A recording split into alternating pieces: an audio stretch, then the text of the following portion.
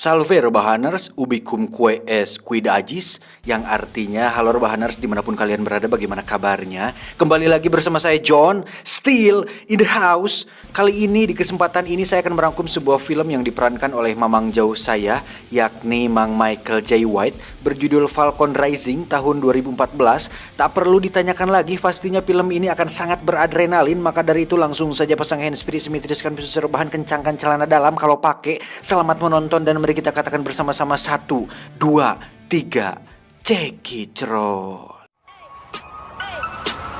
Get it when I get back.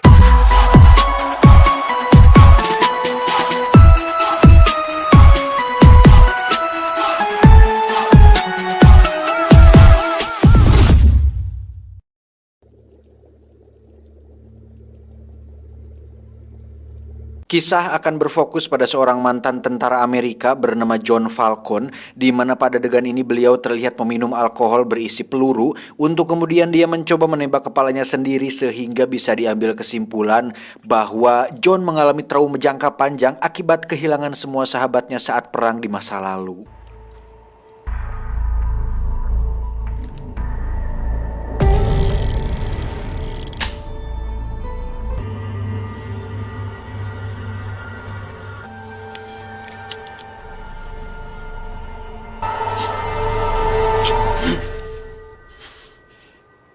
Dan inilah Falcon Rising.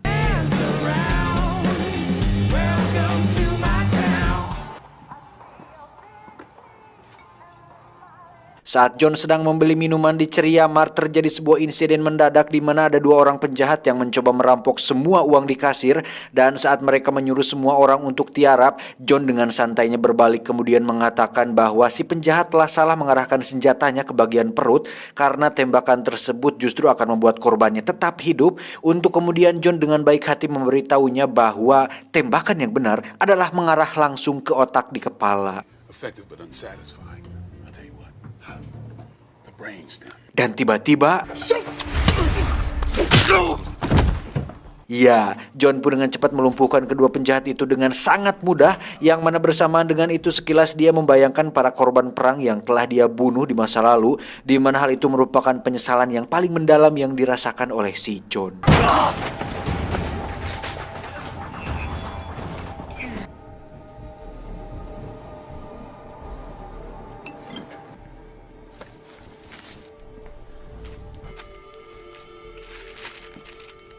Keep the change.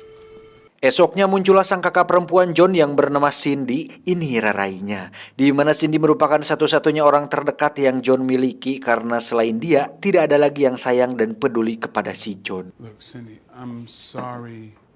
I forgot to pick you up from the airport. I'm sorry. Perlu diketahui bahwa Cindy ini merupakan seorang aktivis kemanusiaan, di mana dia memiliki tugas untuk pergi ke sebuah kota kecil di Brazil dengan tujuan atas dasar kemanusiaan dan menolong orang-orang di sana agar bisa menjadi lebih baik. Namun apa yang terjadi? Beberapa hari setelah kepergiannya, Cindy pun ditemukan sudah sekarat tepat di pesisir pantai dengan luka mengerikan di sekujur tubuhnya yang entah siapa pelakunya. Mendengar kabar tersebut, John pun dibuat sangat terkejut dan tentu saja tidak akan tinggal diam, di mana dia langsung pergi ke Brazil saat itu juga untuk melihat kondisi Cindy yang sedang sekarat.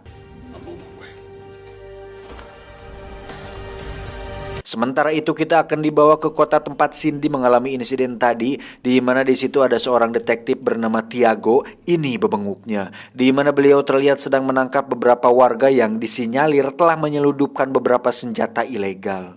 They did nothing.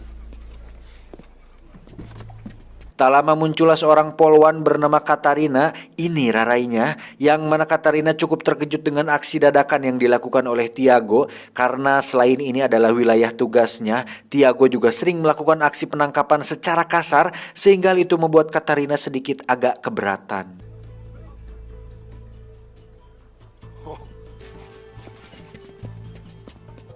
The department gave your gentle approach a chance. Tak lama terjadi sebuah ketegangan ketika Tiago mencabut pistolnya, sehingga para warga yang ada di sana secara spontan dan serentak mengarahkan senjata ke para polisi tersebut.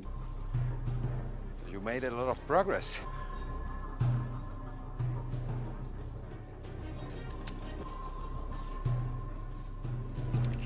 Tak ingin ada pertumpahan darah, Tiago pun menantang salah satu dari mereka untuk duel dengan anak buahnya, di mana saat dirinya menang, maka dia berjanji tidak akan datang ke tempat ini lagi. Addio.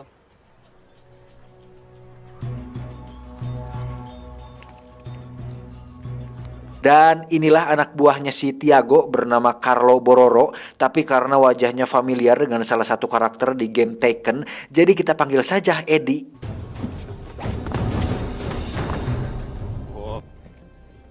Aconteça lá, cara.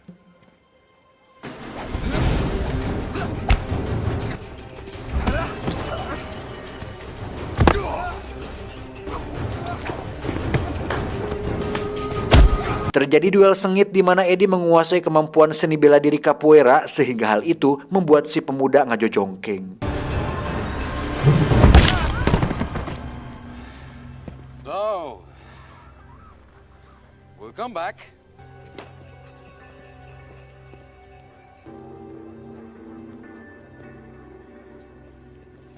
Kembali kepada John yang sudah tiba di Brazil yang merupakan lemburnya si Pele, di mana dia langsung disambut oleh atasannya Cindy yang turut berduka cita atas insiden yang dialami oleh kakak perempuannya.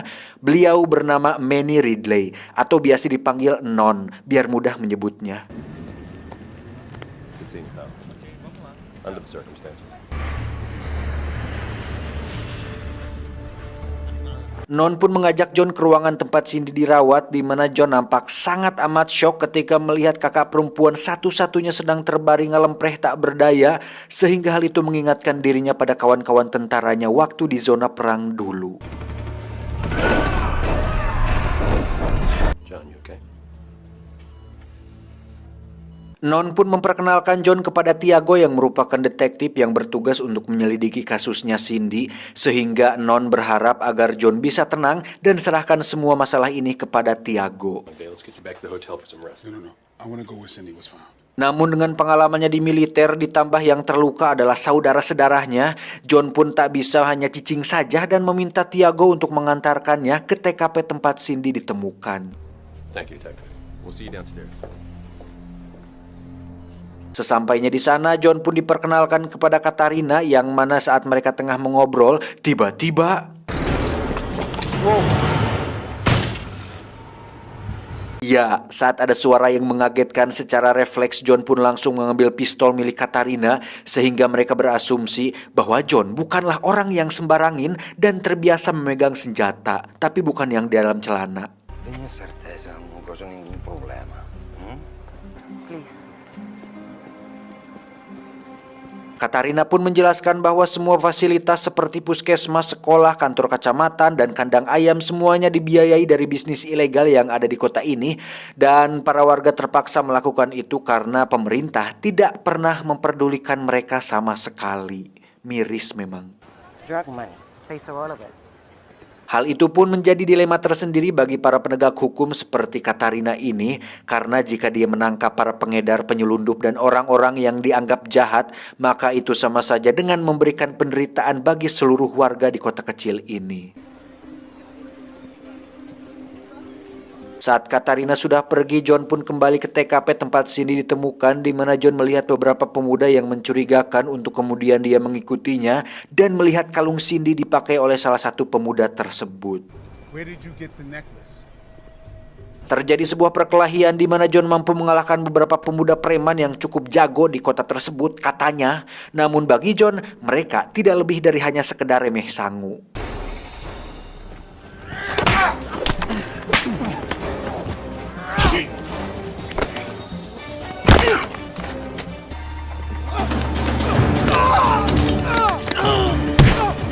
Where did you get the necklace?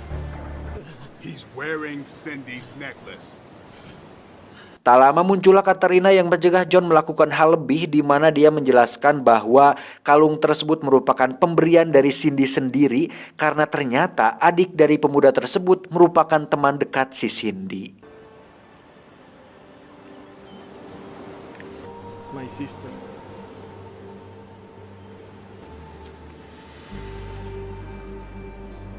Dan masalahnya, adik dari pemuda tersebut dikabarkan menghilang sesaat sebelum insiden yang menimpa Cindy, sehingga bisa diambil kesimpulan bahwa nampaknya pelaku yang telah membuat Cindy sekarat adalah pelaku yang sama yang telah menculik adiknya pemuda tersebut.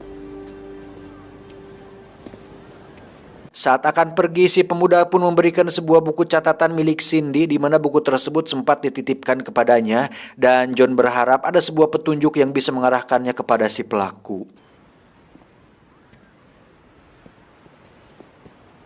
Dan setelah diperiksa, akhirnya John menemukan nomor telepon yang merupakan orang terakhir yang Cindy temui, di mana pria itu adalah seorang fotografer yang pernah bekerja dengan Cindy, sehingga diharapkan ada sebuah petunjuk yang bisa John dapatkan dari pria tersebut. Last week, Cindy called. She had arranged a meeting with someone that could... Karena tak mendapat informasi lebih, John pun diam-diam mengambil flash disk milik si fotografer, berharap ada sebuah petunjuk yang bisa ditemukan. Dan saat si fotografer akan pergi, tiba-tiba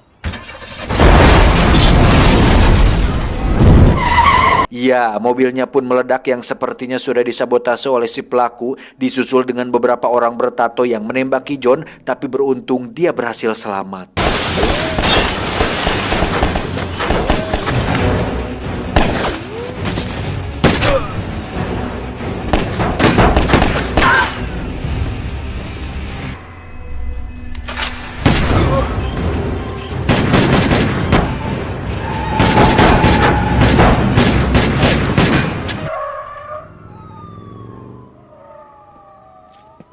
John pun menemui Anon untuk mencari petunjuk dalam flashdisk tersebut, di mana ada sebuah foto seorang pria dan nama sebuah klub malam yang sepertinya ada hubungan dengan insiden yang dialami oleh Cindy. What's that say? Kronos? Kronos.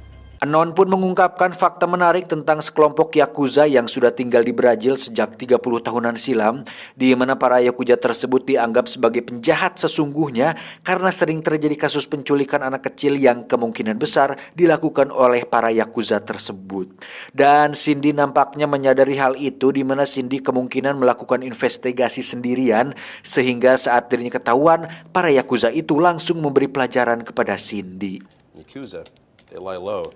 They've been here since the 70s. Tak membuang waktu, John pun langsung pergi ke klub tersebut, di mana dia melihat pria yang ada di foto, kemudian mengikutinya sampai ke toilet. What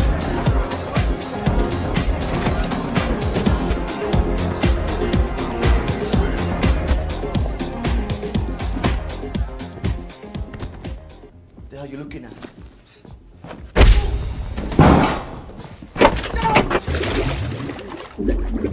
Setelah ditelemkan ke dalam air kloset yang bau pria tersebut pun akhirnya buka suara mengenai pelaku yang telah membuat Cindy menderita, di mana pria itu memberikan sebuah alamat yang menjadi tempat bisnis si pelaku. 25 kilometers after Volta Redonda. That leads to Hacienda. Dan dengan ditemani Anon, John pun langsung pergi ke alamat tersebut. My favorite smuggler DJ, Mr. Lima. Bersamaan dengan itu, kita akan melihat si Tiago bersama Eddie tengah akan melakukan pemusnahan besar-besaran kepada para pemuda yang dianggap kriminal di kota ini, yang sebenarnya hal itu terlalu berlebihan mengingat bahwa walaupun mereka melakukan bisnis ilegal, mereka masih berjasa terhadap warganya sendiri. Today, We take back the favela. Your targets are the pillars of the drug trade. We're doing God's work. Just put them in the ground. So let's go! Ouvidos e ouve. Abre tus olhos e olha para a nossa desolação. E abre as nossas justiças. Mãe.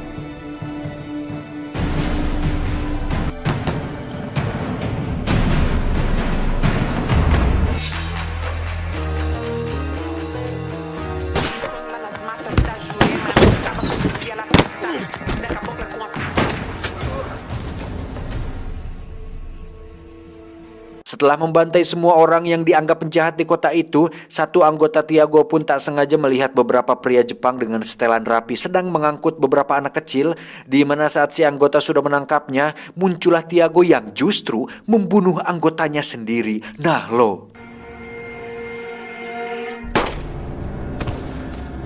Faktanya, Tiago telah bekerja sama dengan kelompok Yakuza yang tinggal di Brazil, di mana Tiago sengaja mengkambing hitamkan seluruh pemuda yang ada di kota ini demi untuk menutupi kejahatan yang dilakukan oleh para Yakuza tersebut.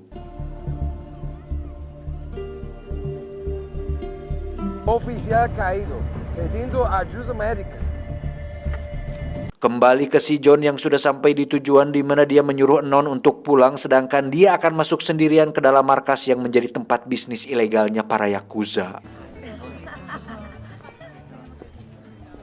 Dengan tubuh kekar dan banget yang kerung, John pun menghadapi satu persatu anggota Yakuza dengan cukup mudah, sehingga hal itu membuat pengelola merasa khawatir.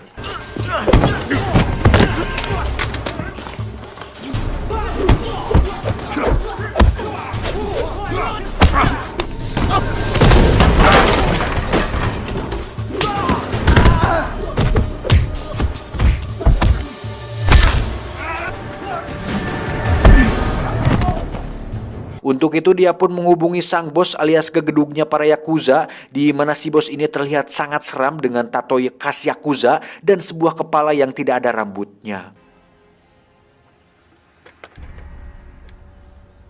Dan kita akan diperlihatkan betapa kejamnya beliau, di mana bos Yakuza dengan santai menusuk si pria yang ada di klub malam waktu itu karena dianggap telah mengkhianati dia dan kelompoknya.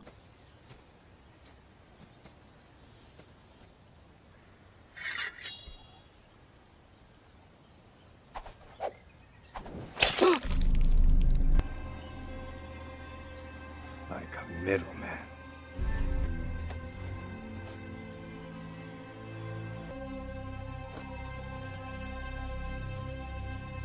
Kembali ke si John yang masih bertarung dengan beberapa orang Yakuza, dan tak lama muncullah Tiago yang menyuruh si John untuk berhenti. Mr. Chapman, what are you doing here? John pun menunjukkan sebuah koper yang dia temukan, di mana si John yakin bahwa isi dari kertas tersebut merupakan bukti-bukti kejahatan yang sudah dilakukan oleh para kelompok Yakuza tersebut. Namun saat akan pergi, si John pun tersadar bahwa tadi Tiago sempat menyebutkan sebuah nama yang ada pada kertas di dalam isi koper itu, di mana si John sama sekali belum menyebutkan apapun tentang isi dari koper tersebut, sehingga John akhirnya menyadari bahwa Tiago telah bersekongkol dengan para Yakuza tersebut. Mr. Chapman, why don't you give me Mr. Lima's briefcase? Maka dari itu, John pun dengan cepat sembunyi di dalam mobil milik Tiago, sehingga saat mereka akan menemui si Yakuza, John pun langsung keluar kemudian menghubungi Non untuk mengirim polisi ke dermaga tempat anak-anak kecil itu akan diselundupkan. Porto del Rio, Dock 9. Doc 9, I know what that is. I got it. Dan sembari menunggu polisi datang, John pun memutuskan untuk menghabisi mereka semua sendirian sebagai balas dendam atas penderitaan yang dia telah dialami oleh Cindy kakaknya.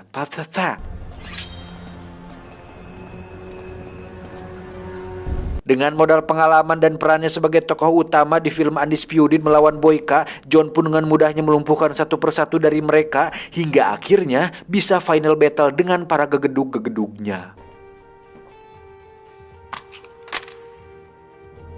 Dimulai dengan Mang Edi yang mencoba teknik capoeiranya kepada si John, namun nampaknya hal itu sama sekali tidak berhasil.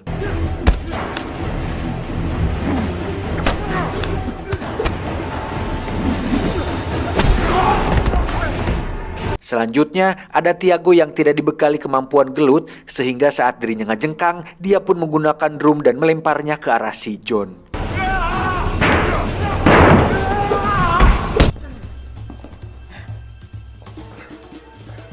Dan saat mereka berdua bersatu untuk mengeroyok si John, muncullah si bos dengan pedang katananya, di mana mereka bertiga bermaksud untuk menyerang si John secara bergiliran, atau biasa disebut gangbang attack. Namun apalah daya, saat Tiago dan Eddie menyerang duluan, mereka pun tetap tak bisa menyentuh sedikit pun tubuh si John, dan justru malahan merekalah yang langsung ngagoler.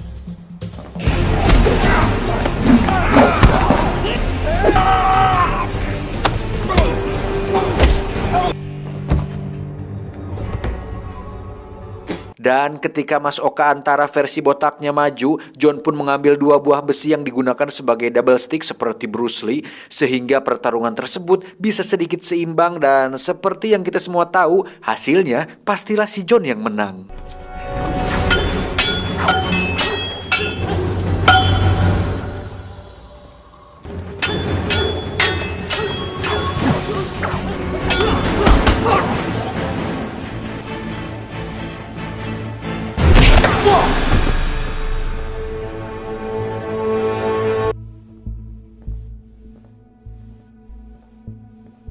Dan setelah pertarungan selesai barulah para polisi datang sehingga bapak-bapak ini hanya tinggal membereskan sisanya. Wah, enak sekali kerjanya.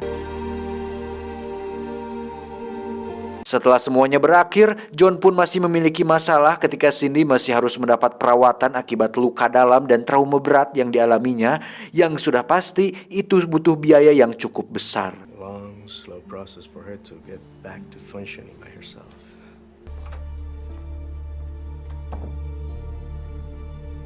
Dengan semua fakta yang ada, Non pun memberikan sebuah solusi agar John tak perlu lagi memikirkan biaya perawatan Cindy, yaitu dengan menawari John sebuah misi dan bergabung dengan The Expendables. Your old call sign.